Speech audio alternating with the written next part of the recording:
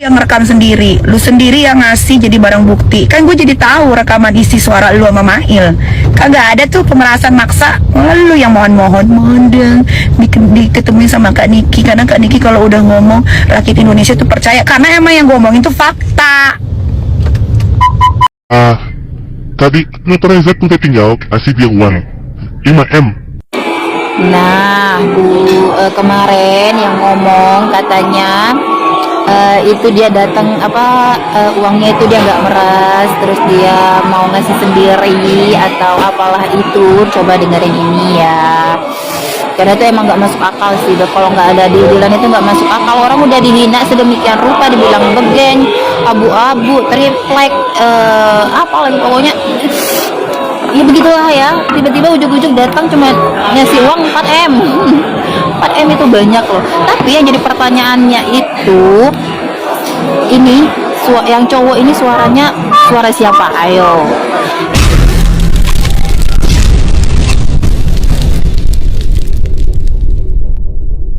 Guys, ternyata banyak banget netizen atau masyarakat yang merasa janggal atau nggak logis atas kasus pemerasan yang dituduhkan kepada Nikita Mirzani ini, begitu ya. Dan ku baca banyak komentar di video-video yang membahas ini, dan berikut adalah beberapa poin kejanggalan atau ketidaklogisannya itu guys ya. Yang pertama yang paling banyak aku baca komentar netizen adalah kenapa si dokter ini atau si owner skincare ini harus panik menghubungi Nikita Mirzani atau mengajak kerjasama Nikita Mirzani untuk mereview bagus produk dia atau menutup mulut Nikita Mirzani dengan dia menawarkan sejumlah uang ke Nikita Mirzani untuk diajak kerjasama seperti itu. Kalau misalkan dia merasa produknya aman-aman aja, produknya tidak bermasalah dan tidak melanggar apapun. Terus yang kedua, kenapa setelah dia sendiri yang menawarkan sejumlah uang ke Nikita Mirzani ini untuk diajak bekerja sama seperti itu, kenapa justru sekarang Nikita Mirzani lah yang disebut pemerasan? Padahal kan dia sendiri yang menawarkan kerjasama, begitu ya, kayak pemilik brand, pemilik produk yang mengajak kerjasama seorang influencer gitu ya. Terus yang ketiga, kalau misalkan ini adalah sebuah aksi pemerasan, kenapa bisa transfernya terjadi 2 kali, 2M terus transfer lagi 2M? Ataupun kalau misalkan udah terlanjur transfer 2M terus merasa ini sebuah pemerasan jadinya begitu ya, kenapa nggak langsung lapor aja kasus pemerasannya? Kenapa harus ada aksi transfer kedua gitu ya?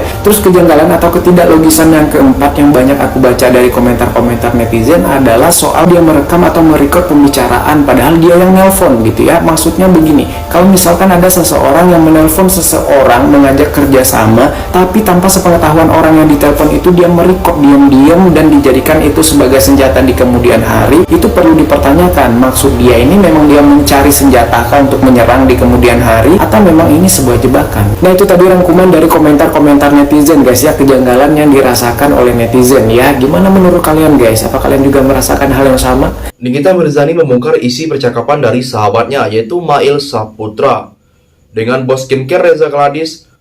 Dia mengaku percakapan berdurasi 9 menit itu direkam oleh Reza dan dijadikan bukti dalam laporan polisinya. Permasalahan bermula ketika Reza Gladys khawatir Nikita Mirzani akan mereview salah satu produknya yang tersebar di e-commerce.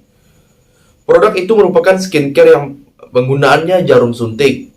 Jarum suntik itu hanya bisa dilakukan di klinik dengan orang-orang yang kompeten, bukan dijual bebas di e-commerce. Nah, dia tuh gue punya produk dia yang itu, makanya dia berusaha untuk buat menghubungi gue. Nikita Mirzani mengungkapkan ketidaktahuan masyarakat bahwa jarum suntik tidak bisa digunakan secara bebas, bisa berdampak buruk. Apalagi jika diiming-imingi dengan kampanye bahwa dengan produk itu kulit wajah bisa glowing dan sehat. Tak ingin produk skincare miliknya direview oleh Nikita Mirzani, Reza Gladys pun meminta nomor kontak sang artis pada sahabatnya yaitu Oki Pratama. Risih dengan cara Reza Gladys, Oki pun memberikan nomor kontak Mail Saputra yang merupakan orang dekat Nikita Mirzani. Jadi, bagaimana tanggapan kalian? Tinggalkan komentarnya di bawah. Semakin hari, kubu sebelah semakin panas dan semakin ketakutan. Terbukti dengan meningkatnya tekanan-tekanan untuk Dr. Reza Gladys, tekanan psikis dan juga mental, baik secara pribadi buat Dr. Reza maupun kepada suaminya dan juga anak-anaknya dan keluarga besarnya, sampai memunculkan gosip-gosip tentang aib dari keluarganya yang tidak ada hubungan sama sekali dengan dugaan kasus pemerasan dan dugaan kasus tindak pidana pencucian uang ini. Yang terbaru adalah ini nih, heboh banget di kemasan, di packaging dari pil peeling glowing sama peeling masknya itu yang produk juaranya Dr. Reza, yang Dr. Reza pakai sendiri dan menurut dia itu adalah yang paling dia suka, favoritnya dia. Itu yang kalian mau coba untuk jatuh. Silakan di pause dan baca sendiri. Ini dari IG story dari Dr. Reza, klarifikasi mengenai produk itu. No, bukan produk, packagingnya aja. Kalau masih nggak paham juga nih, saya jelaskan. Jadi itu masalah packaging aja. Packaging yang sudah kadung diproduksi lebih banyak dan bersisa. Sementara isinya sudah habis dan mau diproduksi ulang dan notifikasinya juga sudah kadaluarsa. Sehingga berkomunikasilah pihak Glavisia dengan BPOM. Ini gimana supaya masih bisa pakai packagingnya. Dan BPOM sendiri yang memberikan saran kalau nggak apa-apa ditutupin aja dengan NA yang baru. Jadi NA itu NA yang lama yang sudah kadaluarsa ditutup dengan NA yang baru.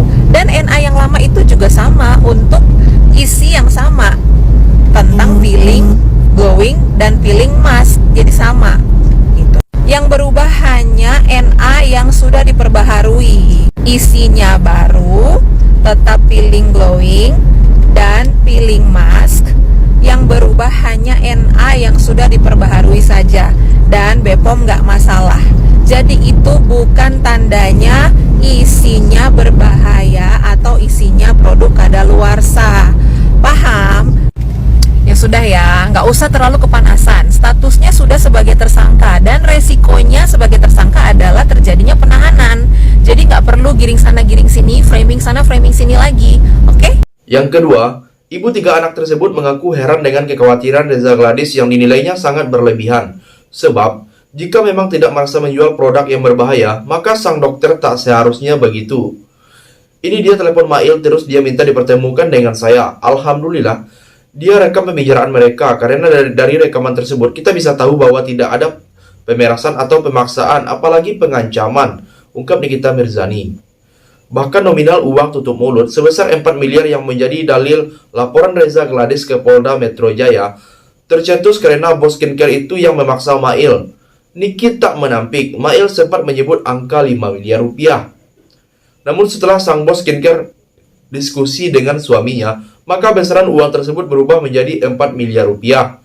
Mail kembali menegaskan peruntukan uang tersebut kepada Reza Gladys. Jadi, bagaimana pendapat kalian? Silahkan tulis komentarnya di bawah. Nikita Mirzani ditetapkan sebagai tersangka. Ini seliuran terus di beranda aku. Tadinya aku sama sekali nggak mau bikin video ini, tapi kok ya gregetan juga. Kalau menurut aku, karena aku memang ngikutin dia dari zamannya dia nongol di TV, Take Me Out. Pokoknya aku ngikutin terus dan aku tetap suka banget sama dia, suka kata-katanya yang ceplas-ceplos, yang gerada-geruduk tapi nyata. Jadi dia benar-benar wanita Amazon. Dan buat aku endingnya pasti bakal unik lagi. Kalau sekarang si dokter yang kata Niki itu kakinya abu-abu, aku pernah lihat live-nya Niki, kakinya abu-abu, kaki silver atau ratu flexing itu, dia menggali kuburannya sendiri sih. Dia bisa nyuap, bisa nyogok uang 5M ke Niki. Apa kabar dengan yang lain? Makanya dia cepat sekali ditetapkan sebagai tersangka. Gimana? Ini yang berbicara, ini yang berbicara. Tunggu aja tanggal mainnya. Boleh ditetapkan sebagai tersangka, tapi kan prosesnya masih panjang. Ya, pasti endingnya dia yang akan nyengir. Kalau dia skincare-nya nggak ada masalah, kenapa mesti takut? Kenapa mesti sampai nyuap segala? Itu logikanya. Terus udah gitu, dari mana dia dapat uang segitu banyaknya? Dari hasil nipu, jualan skincare abal-abal, atau bagaimana? Terus kok bisa secepat itu ditetapkan sebagai tersangka? Ayo gimana? Logisnya aja. Pasti endingnya semua skincare yang abal-abal, semua penipu-penipu itu akan runtuh. Dan ini mungkin awal dari kehancuran skincare yang overclaim, skincare yang abal-abal. Kita tunggu endingnya aja ya. Kita sebagai netizen tonton aja. Yang terakhir, Nikita Mirzani melontarkan kalimat sindiran lantaran kecewa dengan pihak kepolisian. Dia merasa selama ini selalu menyesuaikan dengan SOP ketika melaporkan orang lain. Namun ketika dirinya dilaporkan, Niki menilai seolah semua proses jadi dipercepat. Gue selalu apresiasi sama kepolisian, selalu begitu cepat kalau ada yang ngelaporin diri gue. Tapi kalau gue melaporkan orang pasti lama, karena gue sukanya kalau melaporkan orang sesuai SOP saja. Berjalan dengan semestinya, urai Nikita Mirzani. Dirinya memberi contoh kasus Fadel Bajideh yang dilaporkannya terkait dugaan persetubuhan anak di bawah umur dan aborsi terhadap Loli.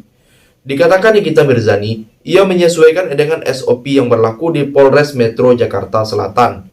Jadi, sampai di sini bagaimana tanggapan kalian? Tinggalkan komentar di bawah sebanyak-banyaknya. Saya dari channel YouTube Segudang TV, pamit, sampai jumpa.